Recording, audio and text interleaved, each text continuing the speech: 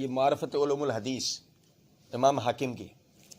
اس کے صفحہ نمبر 83 کے اوپر یہ روایت ہے۔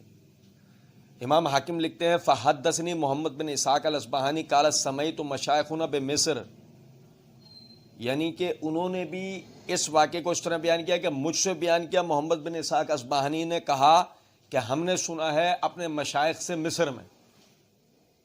اب وہ مشائخ کون ہیں یہ امام حاکم کی کتاب میں بھی وضاحت نہیں ہے، نہ حافظ ابن کثیر رحمۃ اللہ علیہ نے اس طرف توجہ دلائی ہے کہ وہ کون لوگ ہیں،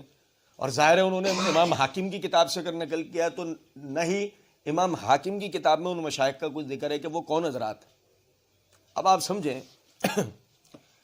ایسے آدمی کو کہ جس روایت حدیث کے معاملے میں جس کی عدالت، ثقاہت، علمیت، شخصیت معروف نہ ہو، چلے نام کا پتہ ہو لیکن حالات کا پتہ نہ ہو کہ وہ آدمی روایت کے معاملے میں قابل اعتبار ہے، یعنی ایسے راوی کو مجہول الحال یا مجہول العین قرار دیا جاتا ہے، یعنی کہ اگر اس کا اسم بھی مفقود ہو، نام بھی نہ پتہ ہو تو وہ مجہول العین ہے، اور اگر نام پتہ ہو، اس سے روایت کرنے والے ایک آدھ راوی کے بارے میں پتہ ہو لیکن اس کے حالات نہ پتہ ہوں تو ایسا راوی مجہول الحال کہلاتا ہے۔ محدثین کا اس حوالے سے کیا طریقہ ہے آپ سمجھیں، یہ امام شافعی رحمۃ اللہ علیہ کی کتاب الام ہے۔ یہ کتاب الام کی جلد نمبر 14 پہ صفحہ نمبر 485 کے اوپر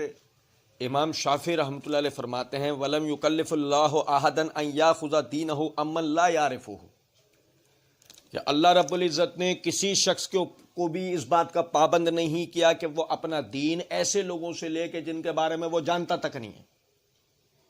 یعنی جن کے بارے میں ہمیں یہ پتہ ہی نہیں ہے کہ یہ کون لوگ ہیں، ہم ان سے اتنی اہم بات کہ معاویہ رضی اللہ تعالیٰ عنہ کی تنقیص کا معاملہ ہے کہ معاویہ رضی اللہ عنہ کے خلاف بات کرنے والے کی اپنی حیثیت کیا ہے، وہ جو معاویہ رضی اللہ عنہ کے خلاف یہ جو پروپیگنڈا کروا رہا ہے اس کی حیثیت کیا ہے وہ یہ ہمیں نہیں پتہ، تو ہم اندھیرے میں رہتے ہوئے کسی روایت پہ کیسے یقین کر لیں؟ آپ دنیاوی اعتبار سے دیکھیں کہ دنیاوی معاملہ یہ ہے کہ لوگ کسی خبر کے بارے میں مخبر کے علم نہ ہونے کے نتیجے میں کہ جس نے خبر دی اس کا پتہ نہیں ہے کہ وہ کون ہے، لوگ خبر پہ اعتماد نہیں کرتے، تو یہ تو پھر ہمارے دین کا معاملہ، ہمارے بزرگوں کا معاملہ ہے۔ یہ ابن رجب حنبلی کی امام ترمذی کی علل ترمذی پہ کی ہوئی شرح ہے، شرح علل ترمذی کے نام سے، جلد نمبر 1 صفحہ نمبر 347 کے اوپر فرماتے ہیں وَكَذَلِكَ الظَّاهِرُ كَلَامِ الْإِمَامِ أَحْمَدَ أَنَّ خَبَرَ مَجْهُولِ الْحَالِ لَا يَصِحُّ وَلَا يُحْتَجُّ بِهِ، اور اسی طریقے سے امام احمد بن حنبل رحمۃ اللہ علیہ کا جو ظاہر فرمان ہے وہ یہی ہے کہ مجہول الحال راوی کی خبر کا کوئی اعتبار نہیں ہے، نہ ہی اس سے دلیل لی جائے گی، یعنی احمد بن حنبل رحمۃ اللہ علیہ بھی فرماتے ہیں کہ مجہول الحال راوی کی روایت قابل قبول نہیں ہے۔ اسی طریقے سے آپ دیکھیں یہ التقید بالاعضاء امام عراقی کی، وہ یہ صفحہ نمبر 87 کے اوپر فرماتے ہیں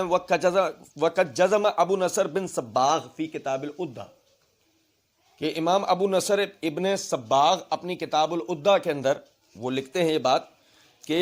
روایت عن مجہول لا یجب قبول خبر ہی حتی یعرف من روا عنہ، کہ مجہول راوی کی روایت وہ اس وقت تک قبول نہیں کی جائے گی جب تک کہ اس کی شخصیت معروف نہ ہو، مجہول کی روایت قابل قبول نہیں ہے۔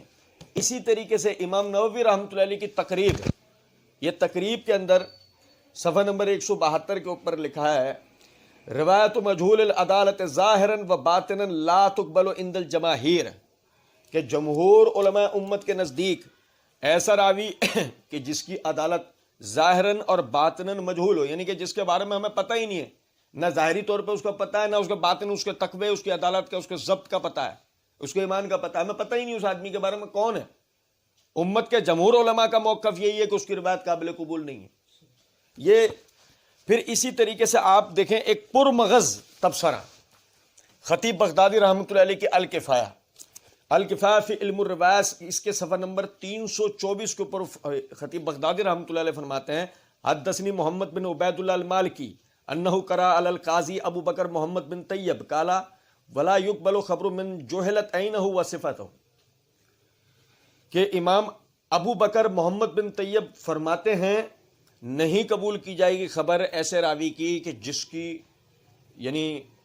شخصیت اور اس کی صفت، اس کی کیفیت وہ ہم سے مجہول ہو. لأنه حينئذ لا سبيل إلى معرفة عدالته، کیونکہ اس صورت میں ہم اس کی عدالت کے بارے میں جانتے ہی نہیں ہوں گے کہ یہ آدمی کیا ہے. ھذا قول کل من شرط العدالہ، ہر وہ محدث، ہر وہ عالم، ہر وہ محقق، ہر وہ مجتہد، ہر وہ امام کہ جو روایت کے قبول میں عدالت کی شرط لگاتا ہے، اس کے نزدیک یہی اصل اصول ہے. آگے پھر وہ لکھتے ہیں فَإِنَّهُ يَقْبِلُ خَبْرُ مَنْ جُهِلَتْ عَيْنُهُ لِأَنَّهُ لَا يَكُونُ إِلَّا مُسْلِمًا وَيَجِبُ عَلَيْهِمْ أَنْ لَا يَقْبِلُ خَبْرَهُ حَتَّى يَعْلَمُوا مَعَ إِسْلَامِهِ أَنَّهُ بَرِيءٌ مِنَ الْفِسْقِ الْمِسْكَةِ الْعَدَالَةِ. وہ کہتے ہیں کہ یعنی اس شخص کا مسلمان ہونا معروف ہو، پھر یہ بات واضح ہو، اس کی خبر قبول کرنے سے پہلے یہ بات واضح ہو، ٹھیک ہے اس کے اسلام کا علم ہو گیا، لیکن یہ واضح ہو وہ فسق سے بری ہے، اس میں فسق نہیں ہے جو کہ عدالت کو ساکت کر دیتا ہے. وَمَعَ الْجَهَلَ بِعَيْنِهِ لَا يُؤْمَنُ أَن يَكُونَ مِمَّنْ أَصَابَ فِسْقًا إِذَا ذُكِرَ عَرَفَهُ بِهِ. تو جب اگر وہ مجہول ہے تو اس صورت میں ہم کسی طرح مطمئن نہیں ہو سکتے اس سے فسق کے معاملے میں جب تک کہ اس کے بارے میں ہمیں پہچان نہ ہو جائے. تو میرے بھائی اس تفصیل کا مطلب یہ ہے، آپ دیکھیں کہ یہ جو مشائخ ہیں، ہمیں ان مشائخ کے بارے میں نہیں پتا یہ کون لوگ ہیں. یہ فسق سے بھی بری تھے، نہیں تھے بدعتی قسم کے تو کوئی لوگ نہیں تھے کہ جو صحابہ کے بارے میں غلط رائے رکھنے والے، کذاب و دجال قسم کے لوگ تو نہیں تھے، روایتیں گھڑنے والے. اس صورت کے اندر لازمی سی بات ہے ہم جب تک ان کے بارے میں ہمیں پتہ نہ ہو، ہم اس صورت میں یعنی امام نسائی رحمۃ اللہ علیہ ہوں یا وہ جن افراد کی طرف منسوب کیا گیا یا معاویہ رضی اللہ عنہ کے بارے میں ان کے اعتقاد کا مسئلہ ہو، ہم اتنی بڑی بات کسی مسلمان کے عقیدے کے مسئلے کو ہم کیسے وہ راوی کے جو اندھیرے میں جن کے بارے میں ہم جانتے نہیں وہ کون لوگ ہیں، تو ہم ان کی روایت کو کیسے قبول کر لیں؟